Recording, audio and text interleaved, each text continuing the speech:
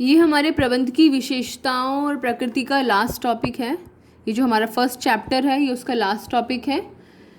Next class में इस chapter से रिलेटेड क्विज़ के लिए तैयार रहिएगा। तो मैं आपको कुछ क्वेश्चंस पूछूंगी और आप उसके आंसर्स अपने रजिस्टर में नोट करेंगे और फिर हम उनके आंसर्स मैच करेंगे। लास्ट हमारा टॉपिक है समन्वय, कोऑर्डिनेशन, कोऑर्डिनेट करना, मिलके चलना। जब भी कभी समन्वय की बात आती है तो मेरे दिमाग में कुछ चीज़ें आती हैं। नंबर 1, जैसे कि आपने म्यूज़िकल ऑर्केस्ट्रा देखा होगा, ऑर्केस्ट्रा जहाँ पर बहुत सारे लोग, कभी आपने AR रहमान का लाइव कॉन्सर्ट अगर टीवी पर देखा हो तो कैसे वहाँ पर बहुत सारे लोग, कोई तबला बजा रहा होता है, कोई फ्लूट बजा रहा है, तो जो एक व्यक्ति होता है जो 2 डंडे लेके खड़ा हुआ होता है वो एक को इंस्ट्रक्ट करता है तो वो चुप हो जाता है, तो फिर वो दूसरे व्यक्ति को बोलता है तो वो बोलना शुरू कर देता है। अगर उसके ये डंडे गड़बड़ा जाएं तो शायद वो जो म्यूज़िक है वो कुछ गड़बड़ बन जाएगा। आपने NCC में भी देखा होगा, जो बीट्स बनाने वाले और बैंड वाले जो होते हैं वो भी उस डंडी की मदद से एक दूसरे को इंस्ट्रक्ट कर रहे होते हैं। दूसरा एग्जाम्पल जो मेरे दिमाग में आता है वो आता है हमारे स्कूल का टाइम टेबल। ये जो टाइम टेबल बनाया जाता है ये समन्वय का बहुत अच्छा उदाहरण है। कैसे टीचर्स को अलग अलग क्लासों में अलग अलग समय पर भेजा जा सकता है, या फिर अगर ट्रेन की, मेट्रो ट्रेन्स की समय सारिणी देखी जाए, टाइम टेबल देखा जाए, अगर ऐसा ना हो तो शायद सारी ट्रेनें एक दूसरे से टकरा जाएंगी। तो समन्वय, कोऑर्डिनेशन हर जगह ज़रूरी है। हर तरह के संगठन में, संगठन के प्रत्येक स्तर पर हर किसी को समन्वय करना पड़ता है, कोऑर्डिनेट करना पड़ता है। एक बहुत पुराना जोक भी याद आता है। कभी जब हम छोटे थे तो हमें जब समन्वय की परिभाषा पढ़ाई गई तो हमारे टीचर ने हमें सुनाया था। तो जब भी ये समन्वय वाला टॉपिक डिस्कस होता है तो मैं वो जोक ज़रूर सबके साथ शेयर करती हूँ। आपने वो 5 स्टार वाली ऐड ज़रूर देखी होगी जिसमें वो 2 भाई होते हैं, वो बोलते हैं पिताजी की पतलून जो है वो 2 बिलान छोटी कर देना। तो एक बार पिताजी जो है वो टेबल, खाने की टेबल पर, नाश्ते की टेबल पर सुबह बैठे हुए होते हैं। तो वो टेबल पर उनकी पत्नी भी बैठी होती है, उनकी बेटे की बहू भी बैठी होती है और उनकी बेटी भी बैठी होती है। तो पिताजी बोलते हैं कि भाई हमारा पजामा जो है वो 2 इंच छोटा कर देना। अब ये बोल के पिताजी तो चले जाते हैं, लेकिन उन्होंने किसको कहा ये बात क्लियर नहीं होती है। तो अब उनकी पत्नी को लगता है कि भाई क्योंकि मैं उनकी पत्नी हूँ तो मेरा धर्म बनता है कि मैं उनका पजामा जो है वो 2 इंच छोटा कर दूँ। तो उनकी पत्नी सुबह फटाफट पजामा उठाती है और 2 इंच छोटा करके रख देती है। दोपहर को उनकी बेटी को याद आता है कि पापा ने काम दिया था, किसी और ने तो किया नहीं होगा, क्यों ना मैं ही कर दूं।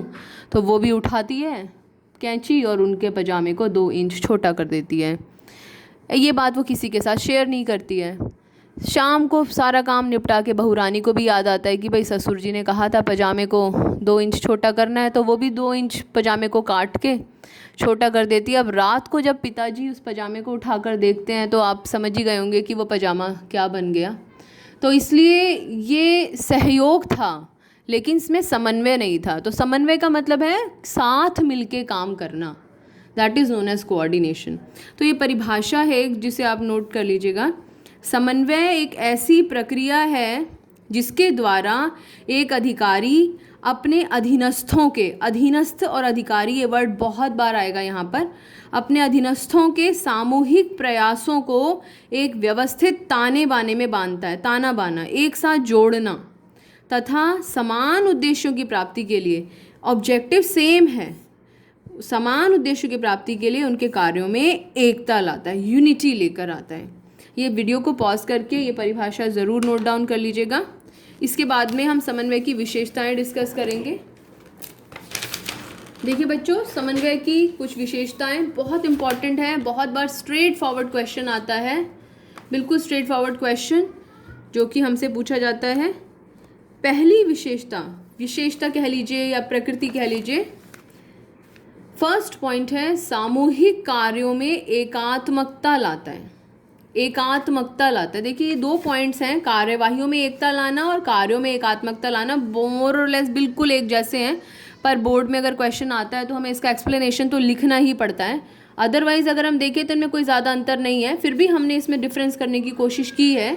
सामूहिक कार्यों में एकता लाने का मतलब है जो समूह है, जो ग्रुप है, हमने पढ़ा था प्रबंध एक सामूहिक क्रिया है, तो जो समूह है, जो ग्रुप है, उसके कार्यों को एक केंद्र बिंदु प्रदान करता है। केंद्र बिंदु का मतलब होता है उद्देश्य। लक्ष्य। तो सामूहिक कार्यों में एकात्मकता लाने में क्या करता है, समन्वय जो होता है वो समूह के कार्यों को एक केंद्र बिंदु प्रदान करता है, और वो केंद्र बिंदु क्या है, उद्देश्य। उस उद्देश्य की तरफ वो देखते हैं और उस उद्देश्य को पाने के लिए ही काम करते चले जाते हैं। तो ये किसकी वजह से संभव हो पाता है, कोऑर्डिनेशन की वजह से, समन्वय की वजह से। तो समन्वय की पहली विशेषता, यह सामूहिक कार्यों में एकात्मकता लाता है। कैसे, ये समूह के कार्यों को एक केंद्र बिंदु प्रदान करता है। नंबर 2, कार्यवाहियों में एकता लाता है। कार्यवाही, काम, अलग अलग विभाग अलग अलग काम करते हैं, विभाग नंबर 1, विभाग नंबर 2, विभाग नंबर 3। तो कार्यवाहियों में एकता लाने का मतलब है अलग अलग विभागों को भी जोड़ता है। मैथ्स डिपार्टमेंट, साइंस डिपार्टमेंट, जैसे अगर 11th की बात करें तो business studies department, accounts department, economics department, maths department. अगर कंपनी की, फर्म की बात करें तो production department, sales department, marketing department, इन अलग अलग विभागों को आपस में जोड़ने का काम करता है। तो ये कार्यवाहियों में एकता लाना। नंबर 3, तीसरी विशेषता, निरंतर चलने वाली प्रक्रिया है। ये वाला पॉइंट हमने प्रबंध में भी पढ़ा था, प्रबंध की विशेषता में भी, कि प्रबंध निरंतर चलने वाली प्रक्रिया है। देखिए, प्रबंध के 5 कार्य होते हैं। कितने कार्य होते हैं, 5। नंबर 1, नियोजन, संगठन, नियुक्तिकरण, निर्देशन और नियंत्रण। ये 5 कार्य संगठन में लगातार चलते रहते हैं, और समन्वय, कोऑर्डिनेशन लगातार, एक प्रबंधक का काम होता है कि इन 5 कार्यों को एक दूसरे के साथ लगातार जोड़कर रखे। इसलिए समन्वय एक निरंतर चलने वाली प्रक्रिया है। बहुत अच्छा एग्जाम्पल दिया जाता है कि समन्वय इन 5 कार्यों के बीच में माला के धागे के समान है। जैसे माला के बीच में धागा होता है ना, अगर वो धागा टूट जाए तो माला के सारे मोती बिखर जाएंगे। तो माला में उस धागे की तरह होता है समन्वय, जो कि उन सभी कार्यों को एक साथ जोड़ कर रखता है। समन्वय की चौथी विशेषता कि यह सर्वव्यापी है।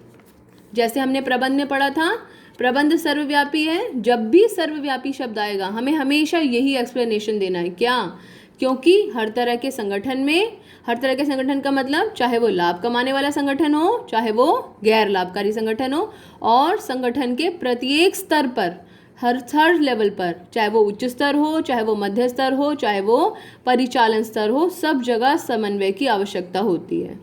5वां पॉइंट, सभी प्रबंधकों का दायित्व होता है। जब संगठन के हर स्तर पर समन्वय है तो डेफिनेटली हर स्तर के प्रबंधक का दायित्व बनता है कि वो समन्वय करे। कितने स्तर होते हैं, उच्च स्तर, मध्य स्तर और तीसरा परिचालन स्तर। तो ये सभी प्रबंधकों का दायित्व होता है कि वो समन्वय करें। और लास्ट पॉइंट, समन्वय जो होता है ये एक सोचा समझा कार्य होता है। देखिए, हमने बताया व्यक्ति सोच के समन्वय कर रहा है, अनायासी नहीं हो जाता है, अचानक से ही टाइम टेबल नहीं बन जाता है, अचानक से ही ऑर्केस्ट्रा म्यूजिक नहीं निकालने लग जाता है। डिसाइड किया जाता है, पहले ये होगा, फिर ये होगा, फिर ये चुप होंगे, ये काम किया जाएगा, ऐसे ही टाइम टेबल में।